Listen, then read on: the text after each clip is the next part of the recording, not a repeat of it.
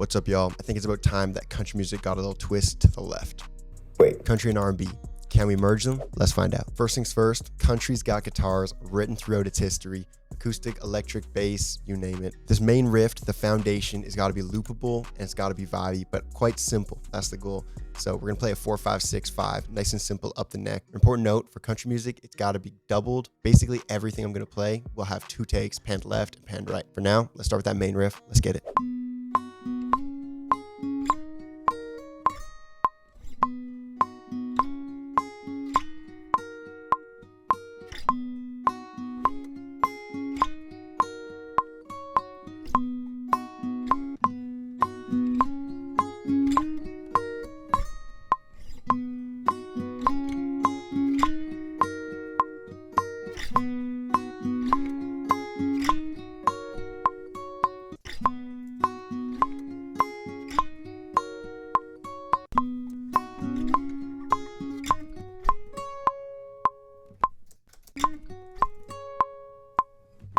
Once we got that main riff, we got to get an octave lower so they stack together and sound like a symphony.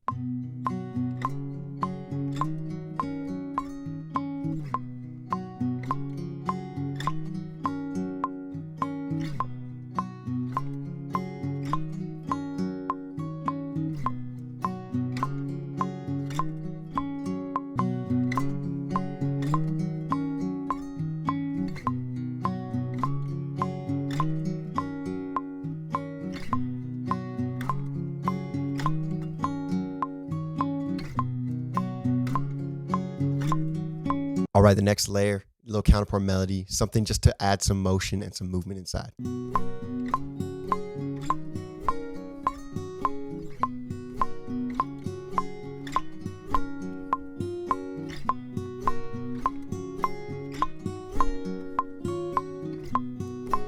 Now we're going to the palm muted strings, which, as it sounds, palm to the bridge, mutes the strings as you play them. Throughout this loop, it's going to slowly evolve. So it starts tight and with the palm muting, and then we're going to open up to full open chords. It's going to sound sweet. Let's check it.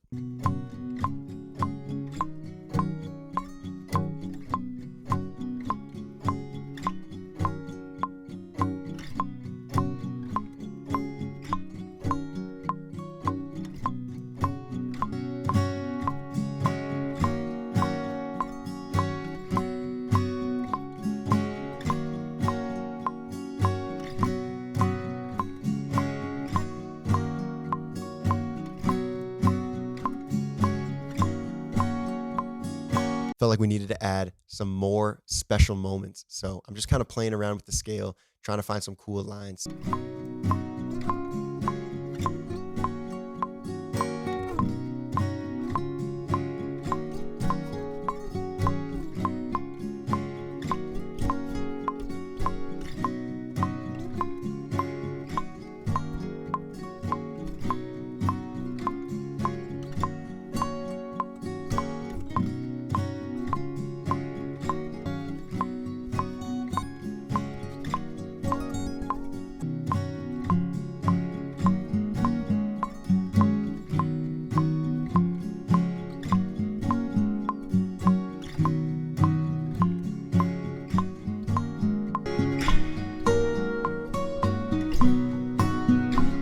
All right, a bunch of you guys have been asking me, how do I remove noise from my acoustic guitars? I use 2 different plugins at different times. So the first plugin I use is Isotope RX6 Denoise. It is clutch. Throw my acoustic guitar on there, bounce it. Sometimes I have to fine tune the settings, but for the most part, you just throw it on, bounce it, and the noise is almost fully removed. But the second one is kind of a weird trick that I just found for this specifically. The main reason I needed it was because of the sliding chords on the guitar. It had that high screechy sound, which is probably my bad from playing bad. But anyways, the other plugin I use is called Chow Tape Model, and this thing's sick. It emulates a vinyl or tape machine. I set the speed to 7.5. That's an old school tape speed.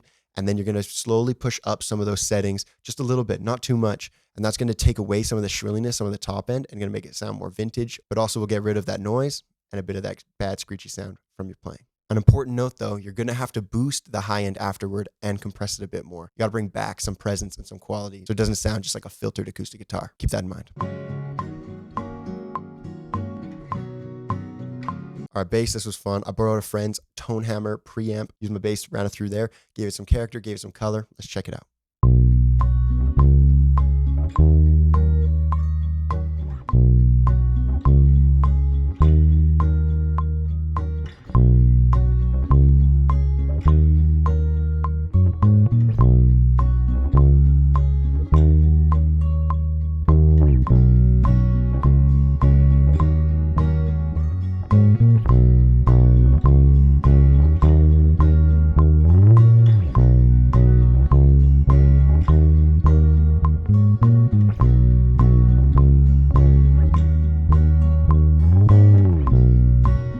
right, you already know I'm going to add my bends and my swells. Is it even country if I didn't add this in? You tell me.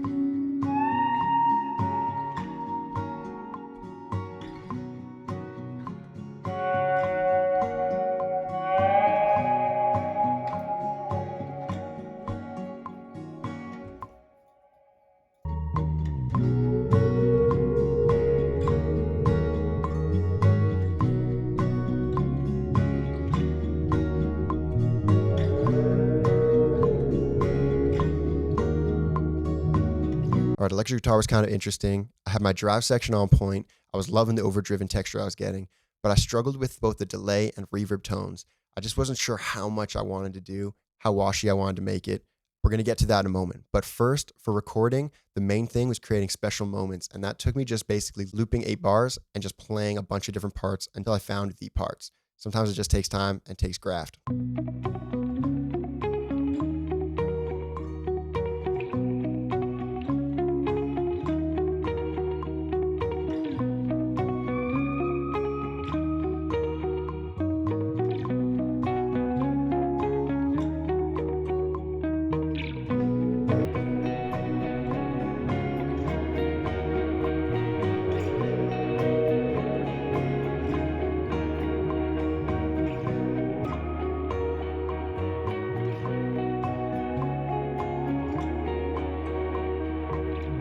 Here's some sauce for electrics. For drives, I don't use my computer. I use real pedals. The analog circuits, something about them, it's just better. Then I go into my interface, record it, and now I go into the Tone X. I got a bunch of different emulations that I like, but usually it's a matchless. Sometimes it's an AC30. All right, after Tone X, what I run into is the Helix Native, which is actually another amp emulation plugin, but I don't use it for the amp emulations. I just use it for the delays and verbs and sometimes modulation. It's just got like a perfectly tuned verb and delay for guitar. It just gives it that vibe, lots of different options in there. I love it. I've grown used to it. So that's how my train works. Then after that, I might put some vinyl on it, or I'll run into my Chroma Console and Mood, which are right there on my studio desk, ready for a reamp at any moment.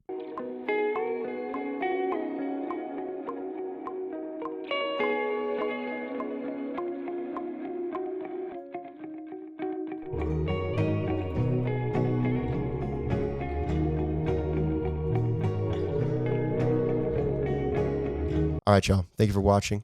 If you haven't hit that subscribe button or the like button, please do that. Let's check out the full loop. Let's get it.